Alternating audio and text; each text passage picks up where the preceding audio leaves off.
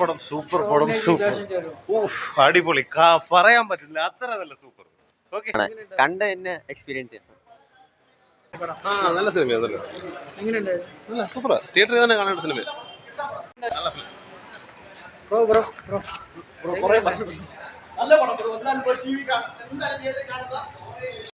കിടിലം പടം bro. ടോവിനോയുടെ acting ഒരു രക്ഷയില്ല ബ്രോ, ഇല്ല. മസ്റ്റായിട്ടും കാണാൻ പടം.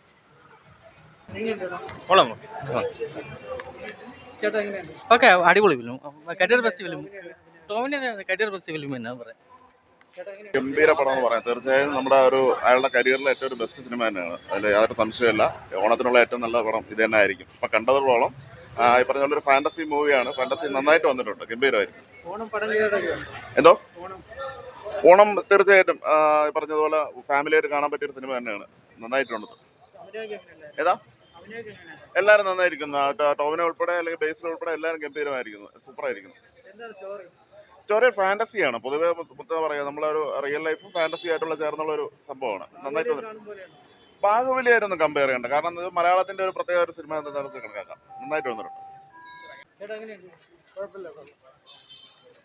എനിക്ക് അത്ര വർക്കായില്ല.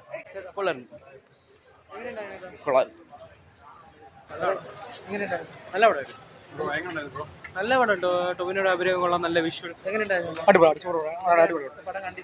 സൂപ്പർ, നല്ല പടം, അടിപൊളി, അടിപൊളി പടം വരാനുണ്ട്. സൂപ്പർ, നല്ല ടോവിനോ കൊള്ളാം. കണ്ടിട്ട് വിഷ്വൽസ് എല്ലാം കൊള്ളാം, നല്ല ടോപ്പ് പടം, എനിക്ക് ഇഷ്ടപ്പെട്ടു. പിന്നെ ക്ലീശ സ്റ്റോറി ഒന്നുമില്ല, നല്ല സ്റ്റോറി, കണ്ടോണ്ടിരിക്കാം, സൂപ്പർ.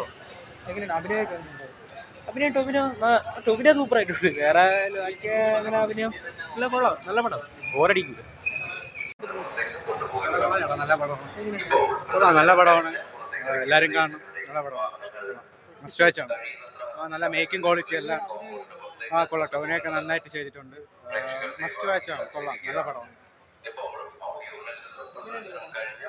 നല്ല മൂവിയായിരുന്നു, ആക്ഷൻ ഉണ്ട്, നല്ല വിഷ്വൽ ട്രീറ്റ് ആണ്. എല്ലാവരും പെർഫോമൻസ്, ടോവിനോടെ 3 ക്യാരക്ടറും അടിപൊളിയായിട്ടുണ്ട്. പിന്നെ ലാഗ് കാര്യങ്ങളൊന്നുമില്ല, പിന്നെ ഫൈറ്റും അടിപൊളി. സ്റ്റോറി നല്ല സ്റ്റോറിയാണ്, നല്ല വെറൈറ്റി സ്റ്റോറിയാണ്, അത്യാവശ്യം നല്ലപോലെ ചെയ്തിട്ടുണ്ട്. ഓണം ഇനി നാളെ കൊണ്ടലുണ്ട്, കൊണ്ടല് എക്സ്പെക്ടേഷൻ ഉണ്ട്.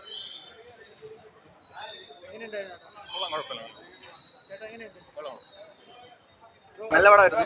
ഇപ്പം തിയേറ്റർ പ്രാവശ്യം എന്തായാലും ഡിമാൻഡ് ചെയ്യുന്നുണ്ട്. ഇപ്പം ബേസിലെ ശിഷ്യനാണല്ലോ ജിതിൻലാൽ, അപ്പോൾ ആ ഒരു ക്വാളിറ്റി എന്തായാലും ഇതിൽ തന്നെ കാണിച്ചിട്ടുണ്ട്. ഡെബ്യൂട്ട് ഡയറക്ടർ എന്ന ഒരു കുറവും ഇതിൽ കാണിച്ചിട്ടില്ല, നല്ല ക്വാളിറ്റി പടമാണ്.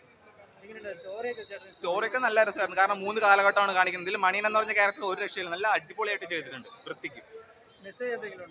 മെസ്സേജിൽ ഒരു ഫാന്റസി ഫിലിമാണ്, തിയേറ്റർ വാച്ച് ഡിമാൻഡ് ചെയ്യുന്ന ഒരു ഫാന്റസി ഫിലിം.